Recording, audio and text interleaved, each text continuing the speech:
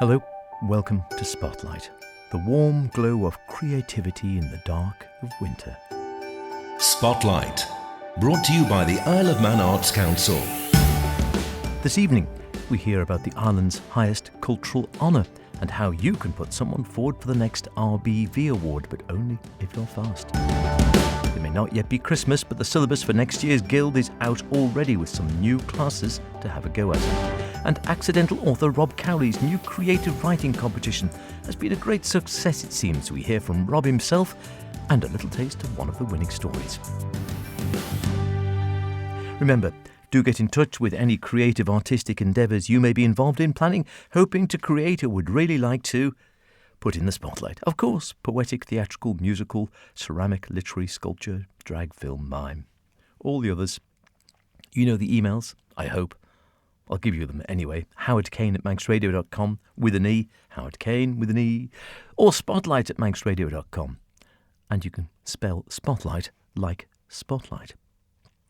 So the Ryblina Vannin Trophy, I think I say that right now, is regarded as the island's top cultural award. It's been around since the mid-1980s, I think. Many well-known names on the island being honoured for their work within Manx cultural circles. However, those circles have a good diameter. They take in a wide range of different interests and pursuits and issues within that cultural banner, something which Director of Culture Vannin, Breesha Maddrell, was keen to stress when I called in to have a chat about nominations for the next award, which are due to close, as I say, in just under a week's time.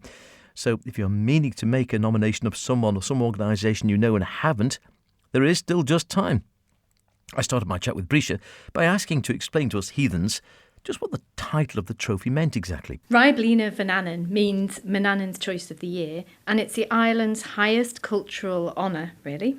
And the first trophy was awarded in 1986, and it comes from this idea that Manannan is the cultural patron of the island.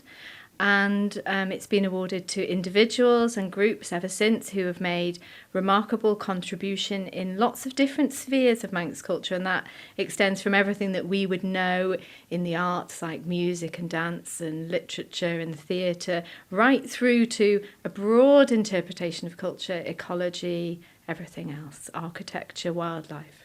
And I suppose, just taking that as a theme to start, some people might be surprised that Manannan is the cultural patron. Because normally, looking at the sort of slightly dreek weather today, that's what people think of Manannan. Oh, Manannan's cloak.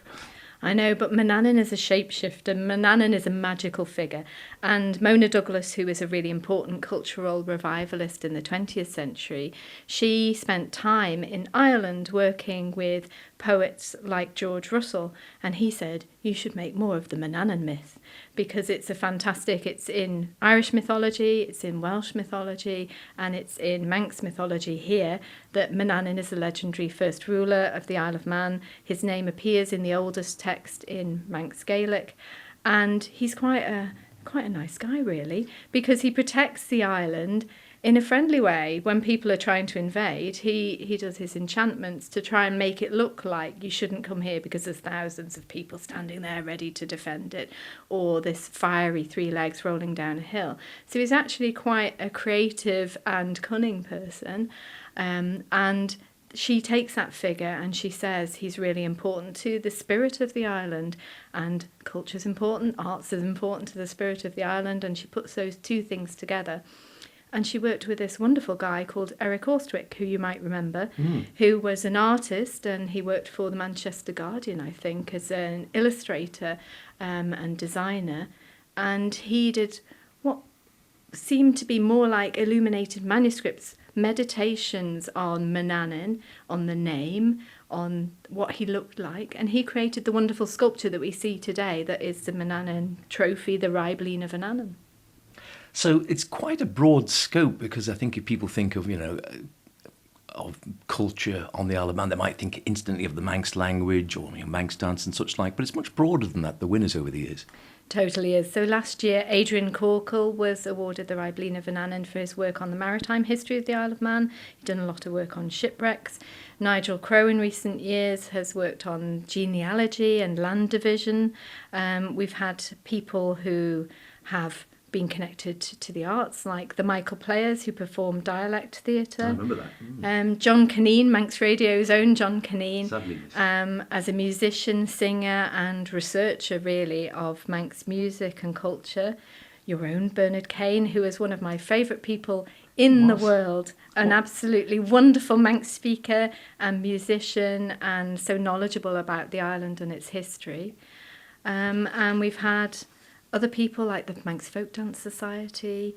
We have had Mike Bolton, who did a lot of work for music education in the north of the island, Colin Jerry for Manx music, Maureen Castaigne Richards, Yes, remember her. who was the first award of the trophy, who ran a shop in my youth called Ballabrara Arts in Port St Mary, and she had looked at the designs on the Manx crosses, and she shared those in books so that people could see the wonderful design that was contained on the Manx crosses.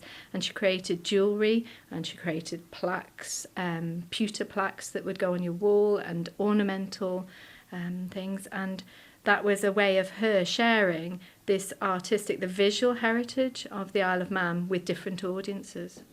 So we get a taste of the very broad scope of the winners over the years then. So coming up to the forthcoming trophy, so tell us a little bit more about the practicalities then. So if people are listening to this and thinking, well, I think so-and-so would be a good nominee for that, how do they go about putting names forward?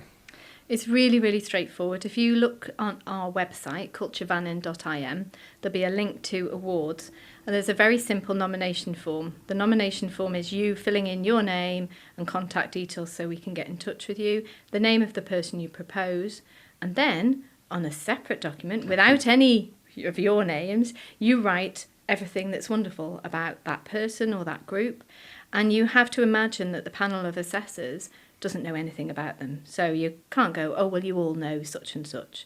You've got to say the things that they've done. And it could be something that they've done over decades. It could be something remarkable that they've done just as a recent project. And it's really how they have contributed to the cultural life of the Isle of Man, mainly in a voluntary basis. People don't get this for doing their job. They get it for doing things that are their passion. And you submit that by the 3rd of December. If you want to pick up a hard copy of a form, you can pop in to see us in Culture Vannin in St John's. You can email me on inquiries at culturevannin.im, and I'll email you a form back. But it's a very straightforward process. There are guidelines, there are rules, they're also very short. And it's the idea that Manannan's Choice of the Year comes from the people, it comes from the community, rather than a few people in a room saying, oh, I think it should be this person this year. And that's really quite nice. That's a sense of democracy and a sense of the community deciding. And the winner gets the splendid trophy which we've spoken about, and I think they also get some money to make a donation to a Manx cause of their choice. They do. They actually get 2 cheques. They get, well, not cheques these days, they get £500 for themselves, and they get £500 to donate to a Manx cultural cause. And that's a really nice way of spreading that sort of goodwill about the trophy and about the award. And they quite often will award it to something that they have been working for. And it's nice for a charity or a cultural cause to have a little boost in that way. So there we are. You've still got a little bit of time. 3rd of December is the cut-off time. Details you'll find, as Breesha said, various ways of getting in contact to do that and get your nomination in. And the presentation is held, in January, February? It's usually held in January. Peter Kelly, who worked for the Manx Heritage Foundation, which is our full name of Culture Vannin, years ago he was an advisor, a heritage advisor. He always calls it the January Honours, and I like to think of it as the Manx January Honours for him. Did you know Manannan was such a creative soul and a keen patron of the arts? Wonderful. Don't forget, if you want to nominate someone, get your skates on. Closing date, the 3rd of December. Spotlight, brought to you by the Isle of Man Arts Council.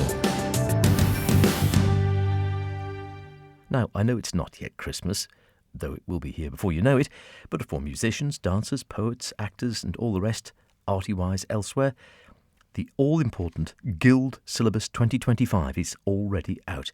And like Christmas, the closing date for entries will have been and gone in a flash. It's February, if you're wondering. Supposed retiree from Guild work, back for one last year, or So she says, Guild Chair Anne Clark told me more and began by telling me about some of the new classes you can enter in 2025. Well, next year we've got a completely new piece, the Cranmer Prayer Book Reading Competition. So this competition is now being hosted by the Manx Music, Speech and Dance Festival on behalf of the Isle of Man Prayer Book Society. It'll be held in St Thomas's Church, and candidates are required to read from the Cranmer Prayer Book. And so this is something totally new on this one, isn't it? Yes, it's something totally new. It's been held before in St George's Church. It's open to children, junior performers. There's a junior class aged 11 to 15 and a senior class aged 15 to 19. And the winner of the 2025 Cranmer Award, held during our festival in St Thomas's, will go on to compete in the national finals in Hampton Court Palace, London, on the 28th of February 2026. Further details are available from the Guild Secretary. Taking a look as well on the new for 2025, modern dance group classes. Yes, we've had an influx of dance classes. They are very, very popular, and we've altered them slightly. So if you are a dancer or a dance teacher, have a look at the new classes for the dance.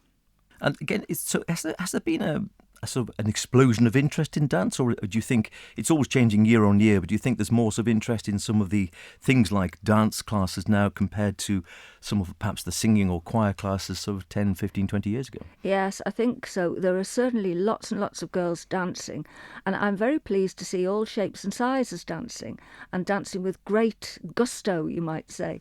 Some of the dancing is absolutely marvellous, and the teachers should take credit for this, because Sunday is a wonderful day at the Guild.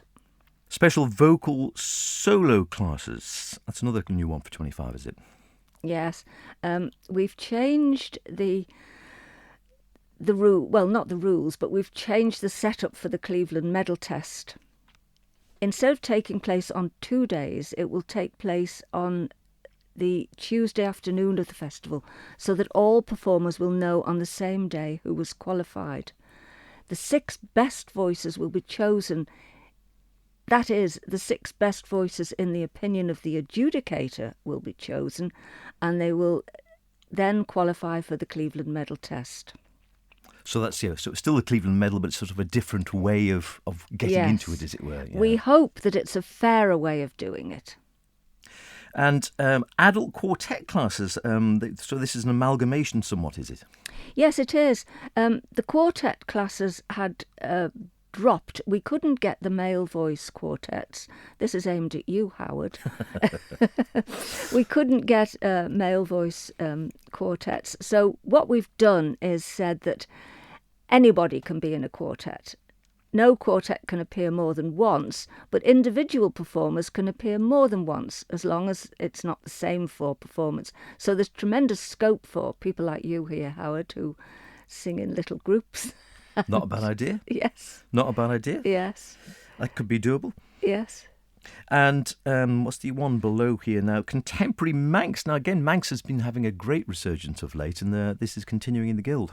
Yes, it is. And a lot of this is thanks to Annie Kissack, who has been choosing the pieces for this. And she's a tremendous adjudicator. And the classes are proving more and more popular, which is a great thing. It is good because it's, again, we were just talking beforehand, it's amazing how classes come and go in popularity over the years, and some things become more popular as time goes by, and other things sometimes get dropped off. But again, Manx sort of started off, it went out of fashion for a while, and it seems to be really back in again, so you never quite know. But as always, there is basically something, if you at all have a talent, whether it's singing, whether it's dancing, whether it's reciting, there'll probably be a class for you somewhere. Yes, there will. And the Guild is very friendly, very open, very helpful. So if you need any advice or any help in any way, just get in touch. Lovely. Give us that closing date again then. So I know time's marching on already, unbelievably. I know it still seems a long way to the Guild. However, the closing date to get your entries in is the 1st of February 2025. So start practising now. Why not make 2025 the year you enter the Guild for the first time, perhaps, if you've been wanting to do it before but never have. Don't forget, though, closing date for entries, the 1st of February 2025, and late entries will not be accepted. Don't say I didn't warn you. Finally this evening, some stories. Regular listeners will remember a few weeks back we were talking to accidental author Rob Cowley, who's enjoyed great success with his children's books, all colour-themed, with a particular theme or life lesson contained within, all raising money for charity. Rob takes not a jot. Well, this year, ahead of the release of his latest books, Rob decided to branch out a little and organise a creative writing competition for young people on the island, something he was quite apprehensive about, but as he told me recently, turned out to be a great success. I was amazed, I'll be honest, when I started it all. I was quite concerned whether a creative writing competition versus iPhones and computer games would actually take off. So I had quite low expectations as to how many I would get in as entries. I thought maybe 30, and I got nearly 70. So and they were all really good. So I was very, very pleased with how the competition went. And were these sort of divided into different classes, or how did it work for you? Well, the books that I'm publishing them in all had a theme. So there was courage, and there was kindness, and there was friendship, and there was respect, and finding your own voice in the world. And it was quite interesting that the children actually wrote quite well to those different topics. So I had a number of entries in each one of those.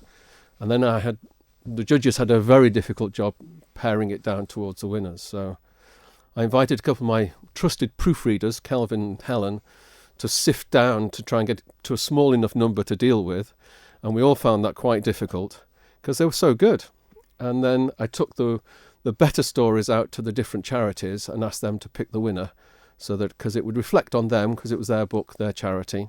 And so they actually picked the winning stories. And what was the actual age range of the people who were entering, the children who were entering? 6 to 13.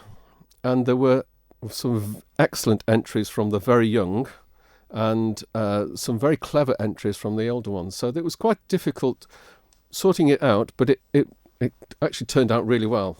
2 8-year-olds won, and then 2 of the older ones won, and then 1 10-year-old in the middle. So it kind of did match the age profile quite well. And then again, as you hinted at there, obviously you've been doing your books for ages now. Just give us the background on that for those who don't know, and that you've been writing your books for ages, all with a sort of a colour theme to each book, and then there'll be a topic taken for each book, which is where the children's writing was coming in, writing on these various aspects. And so this was sort of piggybacking off what you've been doing and trying to invite the children to get involved, writing, creative writing, and obviously thinking about positive messages we can put out as well. And so the winners are going to get to see their work in print. That's the best thing about it. Yes, there were cash prizes, but the 5 winning stories are going to be put into my reprinted and new books that are coming out in the beginning of 2025. We'll have a big launch and prize giving. But it is an opportunity to raise all my books, raise money for local charities. It's totally non-profit. And it's become a really enjoyable part of my retirement. Wonderful. And that's the marvellous thing, as you say, it's not for the money for you, it's raising money for these great causes, and each book, each colour, different charity. Yes. A wonderful idea, I must admit. Can you give us a sample of perhaps 1 or 2 of the bits of some of it? It's unfair to pick things out when there's so much great work coming in, I know. And I think you were saying you actually had runners-up and ended up offering some little extra prizes as well, just in order, when you think any of the kids put in, if you can get anyone to actually sit and write and do this sort of creative work, it's a win straight off, really, isn't it, in many ways, isn't it, when you think about all the temptations there are for kids to do these days? Yeah, the one, I feel slightly guilty in the fact that only 5 are getting published. And there were so many good stories that eventually I decided that, along with the Bridge Bookshop, we've given out a £5 voucher to virtually everybody that entered a story, just to encourage them to carry on writing. Yeah. But the really interesting thing was that the wisdom that comes from children, and some of the bits and pieces that they all tried to follow my type of ending to stories, to leave a little moral or talk about something important at the end. And I've picked a couple out for you. So, I mean, they come in all various sizes, but just a couple of throwaways was one finished by saying, Kevin never underestimated Grandma Jojo again, which kind of tells the whole story in itself, which I thought was very good. We had lots of never give up on your best friends and always remember to show kindness wherever you go. But there were a couple of really poignant ones. And this is a nice story that finished, that day she realised that with friendship and support, she could face her fears. When they walked back into the house, the little bell felt strong and ready to take on anything, one small step at a time. That's a lovely message. Great, isn't it? Terrific. Another one was, so remember, it doesn't matter how you look on the outside, it's how you are on the inside that counts, and you are gorgeous, perfect, and enough. Ori the Manx Cat and the Moon Adventure by Jacob Wright, age 10. Once upon a time, in a tiny cottage by the sea on the Isle of Man, there lived a smart cat whose name was Ori. Ori was not just any ordinary cat. He was a Manx cat without a tail, but he also had something even better, a sense of adventures. Ori lived with his owner, Professor Finn, who was a wonderful inventor. Every day, Professor Finn would make a weird but wonderful invention in his creative workshop. One day, he made something truly amazing, a red and white space rocket.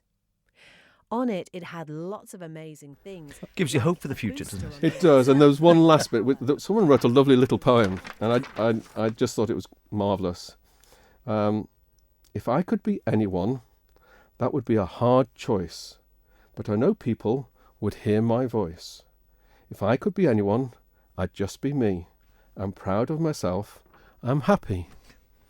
And these are, really quite interesting endings to stories that, and they didn't even make the final 5. Wow. Which just goes to show the standard, which, again, when you hear so much criticism perhaps about kids not getting that involved in these sort of creative aspects these days, makes you think, well, there is a little bit of a push maybe, bit of an incentive, bit of encouragement, and there's plenty of talent out there.